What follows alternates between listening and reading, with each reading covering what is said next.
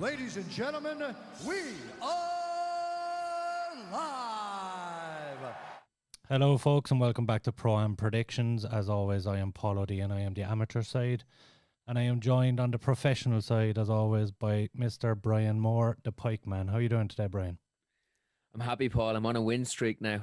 Since last week, we have after picking it up, but you're still lagging behind. So I'm happy. How are you? I wouldn't be getting too carried away. We're both on 9 and 12 overall. You did have a good week last week, I'll give you that. But it's you're only as good as your last performance, Paul. Note that. We do still have a lot of work to get back to where we want to be. I did want to touch on something with you quickly. The Bellator have announced, and Scott Coker announced, that they're going to be doing rankings for Bellator, and there's going to be 20 media sources that are going to be putting up rankings and creating rankings for Bellator, just so there's more transparency when they're making fights. You must be buzzing by this, and just so that people can see where you are in that bantamweight division. This is first news that I've heard of it. I did not hear this, so I'm kind of surprised, but I'm happy with it because for a couple of reasons. Number one, I know people are just doing their best. Some of the journalists are putting out these rankings, but some of them are fucking crazy. And secondly, it just gives us a bit more of a goal and an idea. You know, for instance, like there are some absolute killers in each division, and they're not ranked, so it's hard to know, who they compare against. So it'll be easier for fans to understand about matchmaking as well. So that's interesting. That'll add to it for sure. Yeah, and I seen that Vieira MMA put up a post that they declined to be in the pool to create the rankings, which just struck me as very strange to not have an Irish MMA kind of journalistic presence in it, especially given our Irish representation in Bellator. What do you make of that? Is it kind of a strange move from them, or is something that they don't normally get involved with?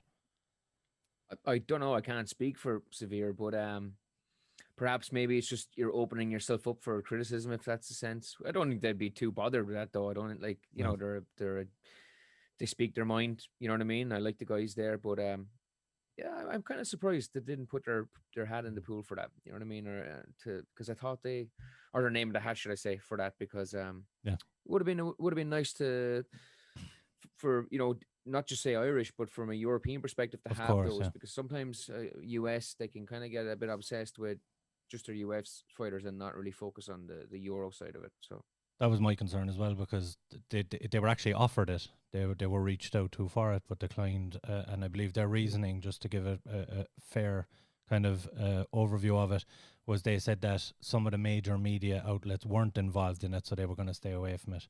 Which it just struck me as a bit strange, and I'm sure they have their own reasoning, but it would have been nice, as you say, for European MMA to have that input as well. Is there any obvious MMA media outlets or sources that aren't involved? I didn't see any others that made comment on it. Although Luke Thomas did say that he wasn't asked. That's all I saw. But he was involved in the presser dinner night, wasn't he? Yeah. So maybe they're saying that it's different. He's always impartial, but I don't know. Strange one. But besides that, I think it's a positive thing. Of course, they're going to be criticized. That's every ranking system that has been criticized. Of course. But I think it'll be great for the promotion. I think it'll be great for Bellator. It'll be for fans that maybe are focused on US, or maybe on this side of the pond are just focused on Europe. It'll just maybe bring that little bit of, bring it together a little bit better and easier to match fights and look forward to fights more as a result. Of course, and like they said, it's for the fans' perspective, it's more transparency when they are making fights, that people can see why they're putting these fights together. So it makes perfect sense. But it's definitely a positive move from Bellator. And did they give a timeline? They said it'll be this year. That's all. They didn't give a timeline for definite. Vague. But I'm sure it will be together quite soon. Yeah, that's cool. But we need to get into some fights for this weekend. You have UFC Vegas 19, Curtis Blaydes versus Derrick Lewis, and there's a kind of a heavy lean towards the heavyweights in this card, especially on the main card that we're going to try and give our predictions on.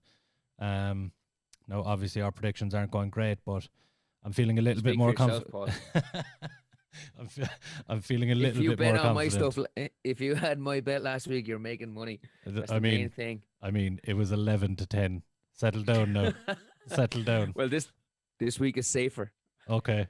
It safer than 11-10. Yeah, this could be. I think this could be evens. You're We'll trying to see. you're trying to claw back those losings by the pennies. Yup. Very good. So look, we'll get started with the main event because this is one I've been excited for quite a while. You have Curtis Blaydes, obviously, and Derrick Lewis, both guys on win streaks in a heavyweight division. The only downside to this fight is that there's no. If this fight was pre-John Jones moving to heavyweight, it would be clear that this is for the number one contender fight. But I don't think that's the case. I would hope that whoever wins this fight has the sense to sit out and wait for a title fight. But you just don't know at heavyweight, and it's a killer's row up there. It's a difficult one. For me, it's obviously it's a style of striker versus grappler, but I think there's a little bit more in it than that, and I think Blaydes especially is getting a little bit too much stick. What do you like about this fight? I won't ask you for your pick straight away, but who are you kind of leaning towards? So you're not asking me for my pick, but you're asking me who I'm leaning towards. Yeah, I'm trying to steal picks here already. Yeah. Well, it's a great matchup. It's a very exciting fight. I'm actually impressed with the card itself. When you delve a little bit deeper into it, it is interesting. The matchups are great, and it's a great main event. Look, you got a guy, Derrick Lewis, who can turn your lights out at any stage of this fight. He's very dangerous. You've seen him against Volkov, and he was a fight that he was losing, a fight that he was very tired, and he was able to knock out. So Blaydes just can't get complacent at any stage. However, I do think Blaydes is far more well-rounded. I think his fight IQ was higher too. So it's almost like a fighter versus an athlete, if that kind of makes sense in a way. But yeah, very interesting fight. What's your take on it? You want to pick first? You want me to pick first? I'll go first, seeing as I'm already after threatening to steal picks. I'll make it fair.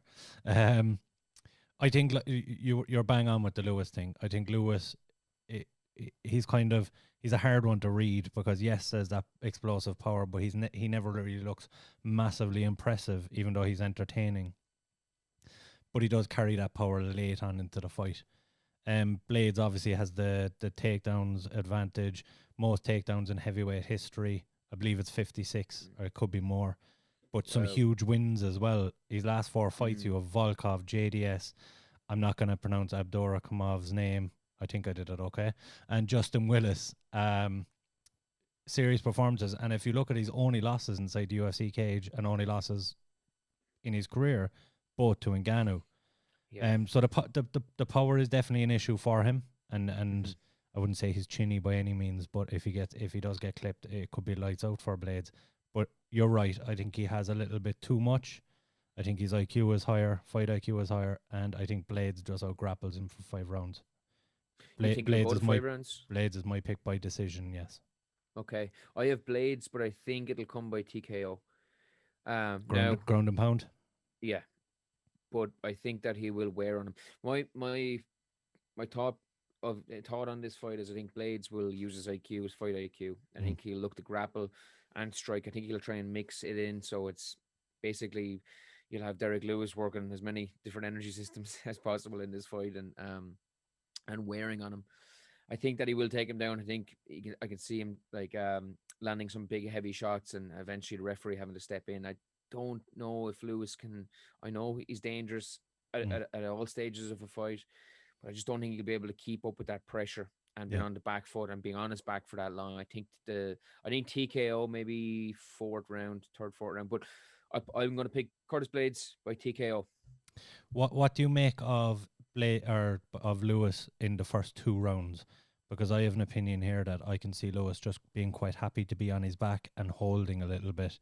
Because if he goes in with the attitude that he's going to try and get up every time he's taken down, he will gas out quick. I can see Lewis playing this quite smart and accepting the position on the bottom for the first 2 rounds at least. I think it'd be foolish to do so. Blaydes is a better athlete, and again, we talk about that God-given power that Derrick Lewis has, and obviously he's accurate. He's able to put guys away, but I think Blaydes will be coming into a 5-round fight being very well conditioned for this. Yeah. You know, you're talking about a guy who can grapple heavy, can strike heavy as well. I think that if Lewis tries to kind of play that rope a dope style game of conceding the first couple of rounds, I think it's a terrible mistake on his half. I think he needs to try and put hands on Blaydes, keep that bit of a distance, but easier said than done, of course. Yeah. I think Blaydes comes in as a better athlete. Now, one of my rules is don't bet on heavyweights because anything can happen. And that's what we're doing for most of this card as well. Yes. And on top of that, he's the prime example of someone that can turn your lights off at any stage. That is Derrick Lewis. Volkov fight was amazing. Just on that alone, just going back to that, he was getting beat. Well, it looked like the end was close, and he just pulled it out of the bag, and that was late into the fight too. So could he do it again? Absolutely. And we've seen Blaydes has been knocked out. Now he's been knocked out by a mutant, but it's he's there to be hit. But I think it's going to be brains versus brawn in this thing. Blaydes uses his head and he gets the victory. Yeah. No, I don't believe by any means that Lewis is going to go in there and just accept the first 2 rounds as defeat. But I just can't see him fighting to get back to his feet if he does get taken down. I think he'll go out with the attitude he's going to try and take his head off early. But if he does get taken down, I can't see him fighting it too much to conserve some energy. If he doesn't fight hard getting up, he needs to fight extremely hard in not being taken down. Yeah. 100%. If you look at Adesanya, he's probably one of the best I've seen at fighting so hard not to concede the takedown. I know it sounds silly to even say you should fight hard. We should fight hard for every minute of every fight, but it's the difference about getting back into your comfort zone and being on the feet versus being on your back and taking punishment. So he does get tired, but he's got to pull it out of the bag in the sense of do not concede even a millimeter to get taken down. Yeah, if he gets taken down, maybe he should hold on and get a stand up because he's more energy exerts on the floor, the less his chances are of landing on the feet when it does get back there, if it does get back there. Of course. And of course, we have seen Derrick Lewis get hurt before and still come back and win the fight. He's dangerous, as we said, going late. But we both have Blaydes in this one. It's quite interesting. One more thing, Paul. Sorry, before you do that, if you look at the Volkov fight, he got very tired in the Volkov fight, which was pretty limited grappling exchanges. There was a lot of striking exchanges. Again, we talk about that's one energy system as such. That's one facet of martial arts. But when you mix those styles and you mix the grappling and the striking exchanges, that's when it gets unbelievably exhausting. So you can expect probably him to look even more tired than he did in the Volkov fight. And then is it possible to get the knockout? I'm not sure. Yeah, that's true. Now, he did put out a video. I don't know if you've seen it. The UFC released it about the new All-American, which was Derrick Lewis. Derrick Lewis is one of the funniest guys in MMA, in my opinion. But he was basically saying that his whole game plan was to go out and take him down, and that Blaydes, obviously tongue-in-cheek, and that Blaydes had this one-touch knockout power and reversing roles a little bit. If you haven't seen it, go check out UFC released it on Twitter, but it's very, very funny. We do have to move on to the co-main event, of course. You have Caitlyn Vieira versus Jenna Kunitskaya. This is an interesting one for me because Kunitskaya has shown how resilient she is in her time in the UFC, and I think even though she got finished by Cyborg, a lot of people were impressed by her. The concern I have for Kunitskaya, of course, is that when fighting in Invicta, she got subbed by Tanya Evinger, and that's Caitlyn Vieira's world. I think Caitlyn Vieira is a nightmare for anyone on the ground. Her only loss being to Irene Aldana. How do you see this fight going? Yeah, I think it's Vieira's fight again, and yet we look at her being an outstanding grappler, but I just think she's more seasoned. Yes, she has less fights, but she has shown what she's worth in the UFC. She's had a lot of UFC fights, and she's shown her mettle in there. She's an outstanding grappler. She's physical, and I think that she's my big pick for this week. I just can't decide whether it's going to be a sub or a decision. I'm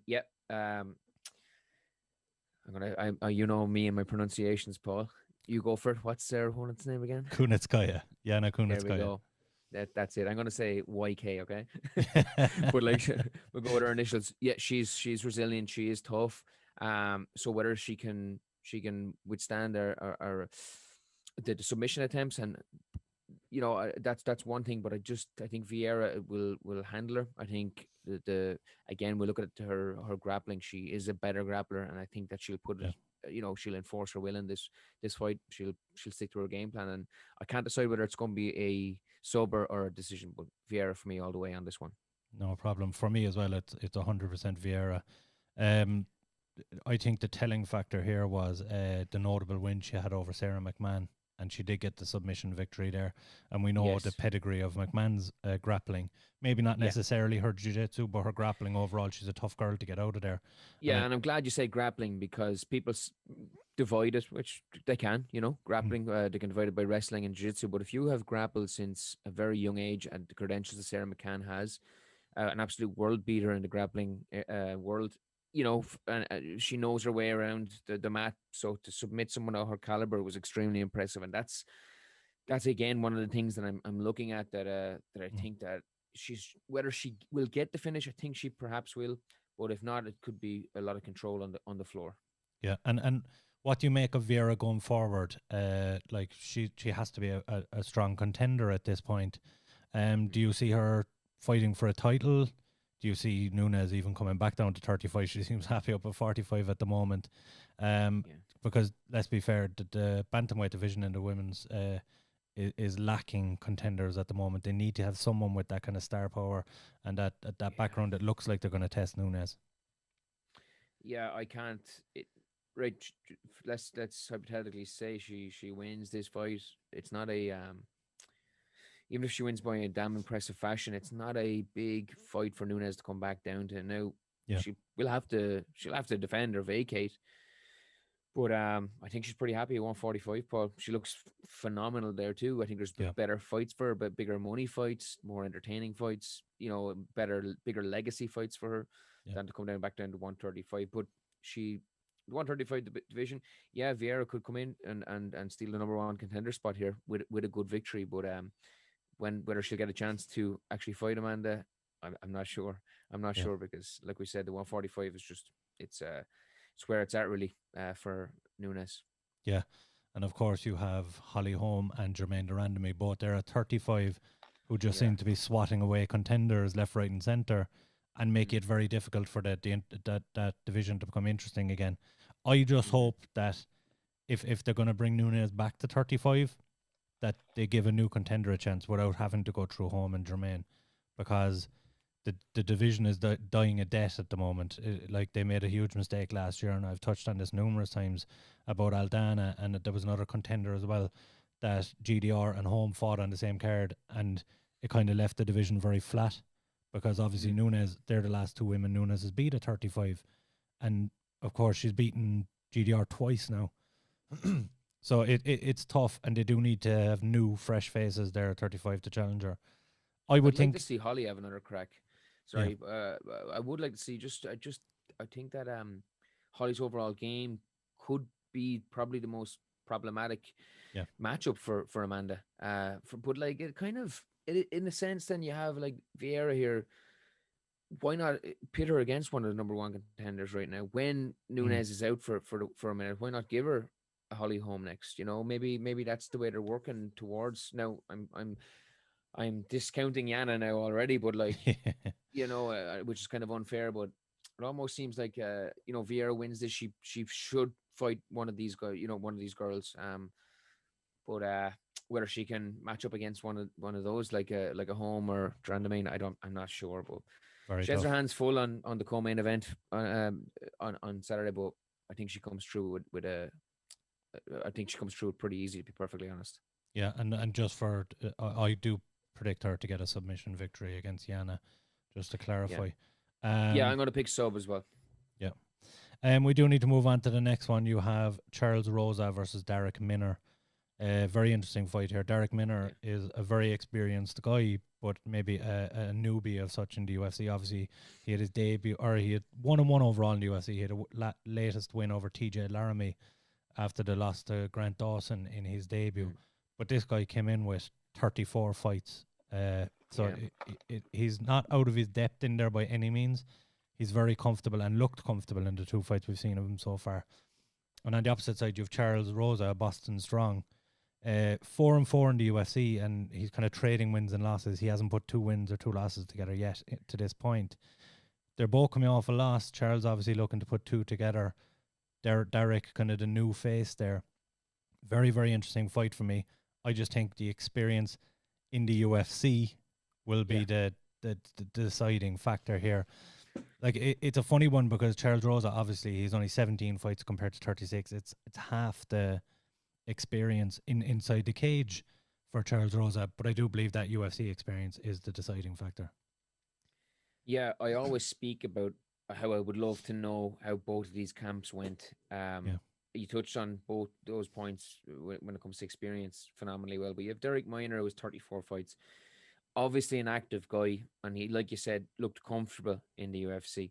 Now, if I know that Charles Rosa had a pretty smooth sailing camp, I'm picking him all day of the week. Yeah. And I'm going to pick him, but he's in the UFC a hell of a long time. When I think of Charles Rosa, I'm thinking of this, in the back of my mind, I'm thinking of a young, well-rounded, hungry up-and-comer. This guy fought Dennis Seaver. I think he's 8 years in the UFC or something like that. Is he 8 years? No, I don't think it's 8 years. Charles Rosa fought Dennis Seaver when Dennis Seaver was very much out the door. And that was his debut fight. Sorry. He's had 8 fights, yeah. 8 fights. But he's in the UFC a long, long time. Yeah. You know, and to only have that limited amount of fights as such, you know, he hasn't been the most active. Is he injury prone? That's the kind of the what's going on in my mind is he coming in fully prepared? I do think that he will take this fight. I'm hoping that he can start now putting wins together because he is talented. He's very talented. He's very well rounded. He's an entertaining guy. I like watching each of his fights, but I want him to get now momentum going. I think he's the perfect chance against Minor, who's well-rounded, who's experienced. I think that he can go out and he can put his full display on. I'm just hoping he's coming in fit. I hope he's coming in, not carrying any injuries, not carrying any knocks, and just ready to build on and build up some momentum this time around. Yeah, look, the grappling edge here I would actually give to Minor is a lot of submission victories on his record. And Rosa, as good as he is in the exchange, I just don't think he has that killer instinct on the mat. But I think, like you said, Rosa is very well rounded. I think he has a clear advantage on the feet, and I think he's good enough to stay out of dangerous positions on the mat and to get back to his feet. So yeah, I'm going for Rosa, but I do think it'll be by decision. Yeah, I'm the same. I'm going to pick Rosa. I don't think that he puts him away. Yeah, he could. I think I'd give the advantage to him in the striking. I just give him the advantage as just being a more well-rounded fighter. But I think he plays it smart. I think he gets the decision. Yeah, and then we're back to the heavyweights again. You have Alexi Olynyk versus Chris Dawkis, and this is one that I'm really looking forward to. I wouldn't have been shocked if this was the co-main event of the night. And actually the other heavyweight fight, I don't know how that's not a co-main as well, to be honest. But we'll get to that. Alexi Olynyk's record, 59, 14, and 1. It's absolutely phenomenal records to have in MMA. And he's going up against Chris Dawkis, who's 10 and 3, 13 fights. Yeah. It's almost 6 times the experience of Dawkis. Now we kind of talked about this beforehand, and Olynyk's run in the UFC, and he's had some losses. He's 8 and 5 overall in the UFC.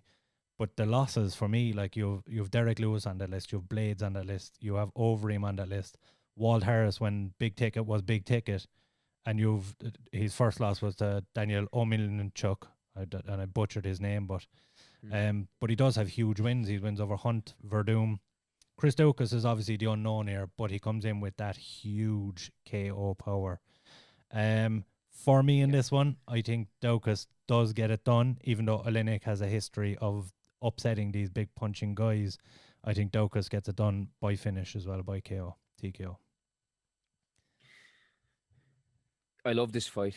I absolutely love this fight because you've got Olynyk, he's had these mixed results. He's shown himself to be great, but at the same time, then he's dropped fights that he's perhaps should have won on paper.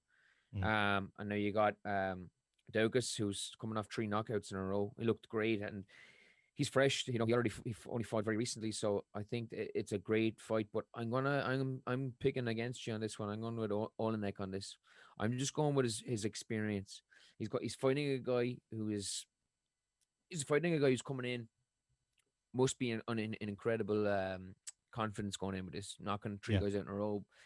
But I think Olynyk is going to just use his experience against a guy that, he's going to be full of confidence, but he is lacking experience. And like you said, the 5 or 6 times the amount of fights, you know, in their pro careers. You know, I think Olynyk, he's not the most enjoyable. Some of his fights can be so ugly, but he can be very effective, and I think that he'll put it on Dawkis, and I think that he'll eke out a decision in this one too. I think it'll be I think it will be a decision now. Dawkis, I'd actually prefer for Chris Dawkis to go ahead and get the knockout, make it 4 in a row, and let's see his star Some turn. hype, But yeah, because I don't think Olynyk will ever challenge for a belt, and I think he's there to be in some entertaining fights, to win some, to lose some. But don't think he'll ever challenge for a belt. I think Dawkis, you know, you give him the right route, could upset a lot of big names, but I don't think he gets by Olynyk in this.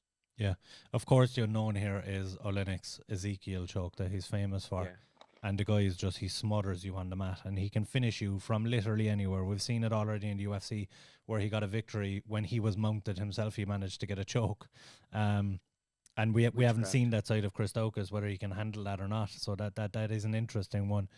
But for me, Chris Dawkis does have that, what they call, I believe, the one-hitter quitter power.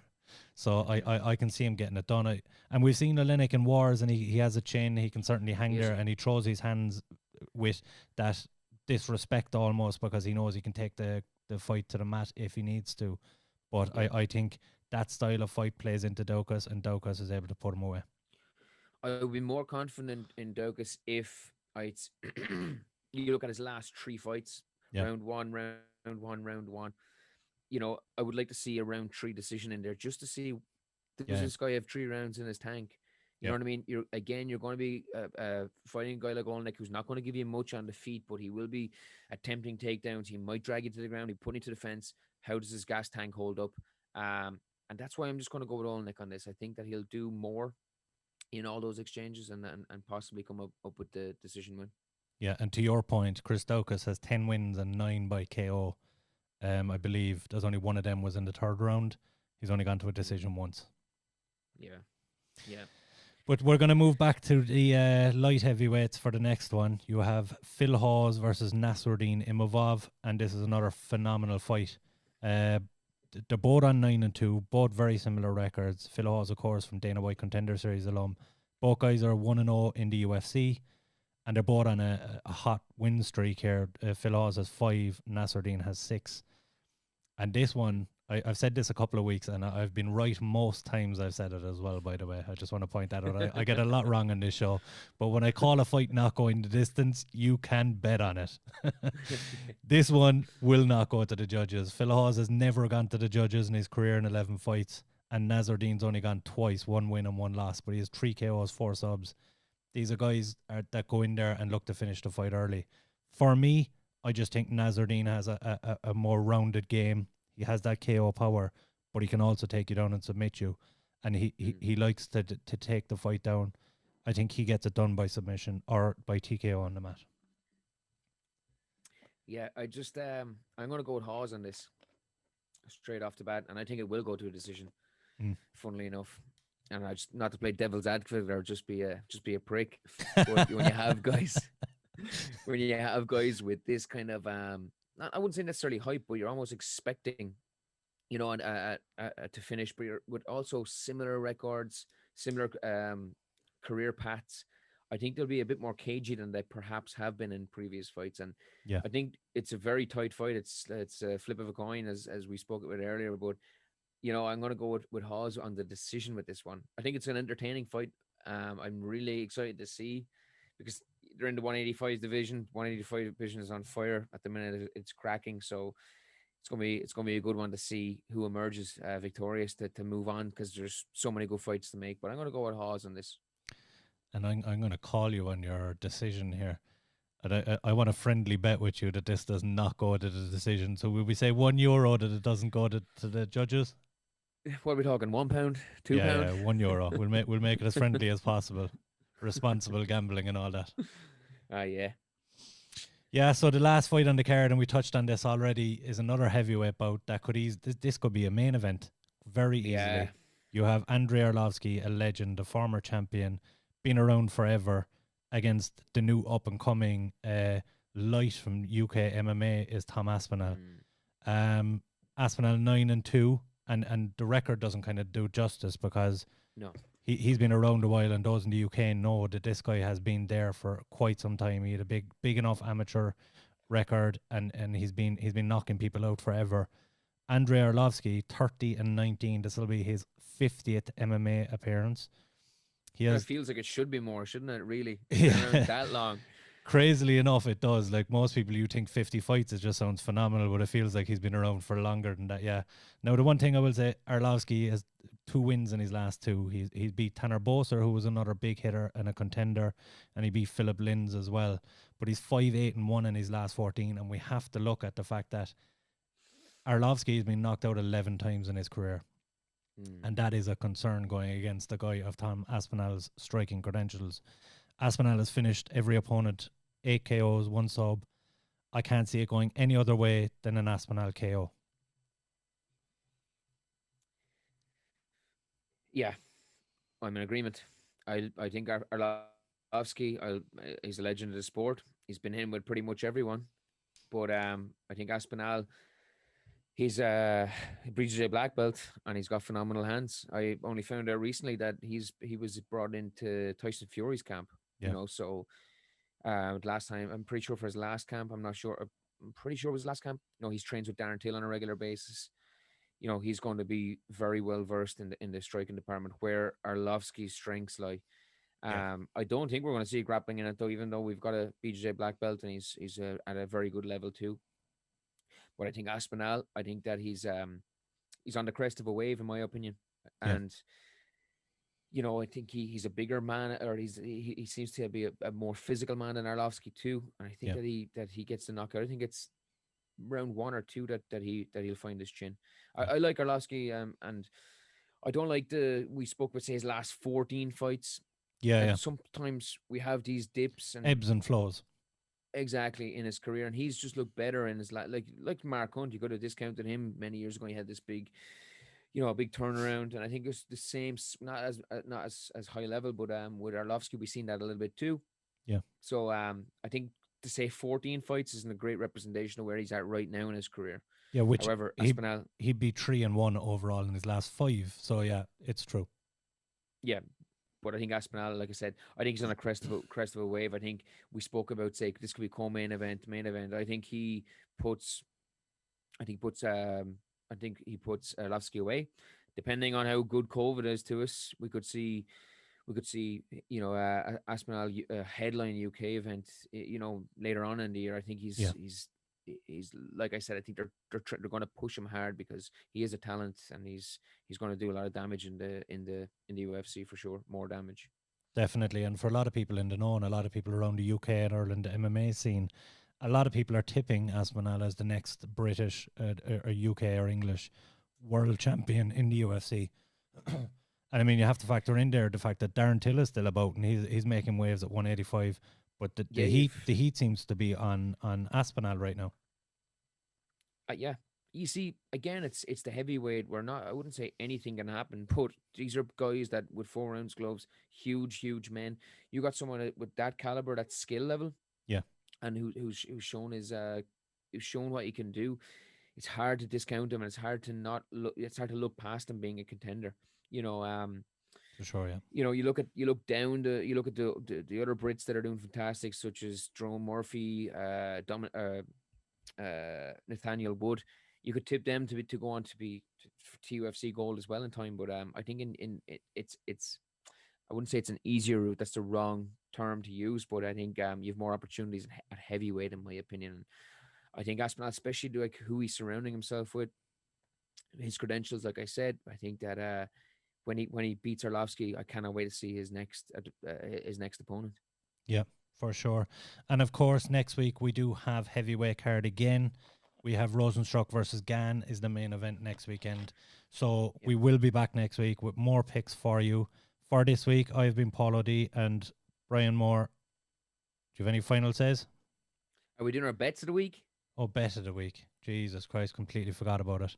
Go on, you go. We're a little bit over time, but you go with your bet of the week. Again, it's a pretty safe bet, and I'm going against my don't bet on heavyweight fights. I'm actually putting two in my triple. I'm going to go with Curtis Blaydes. I'm going to go with Vieira. I'm going to go with Aspinall. All to win. Fair enough. Yeah, I can see that. Now, if you want to put money on an underdog on this one, I think Eddie Wineland is a great shout. Now, he's not a massive underdog by any means, but I think he'll bounce back in this one. I'm not putting him on my bet. I'm being safe this week until we get a bit more reputable, Paul. But my triple is Blaydes, Vieira, and Aspinall. And for me, it's a double this week. I have to dial it back a bit. I've been going for the 4-1s for the last few weeks and missing on one every time. So for me, it's the Aspinall and Arlovsky fight not to go the distance, and the Phil Hawes and Imovav fight not to go the distance. That'll be very small odds, but I need to regain some of that money and get a win out at least. We're only mid-February. We'll chip away little apples, Paul. Very good, and thank you very much for tuning in, guys. We will be back next week.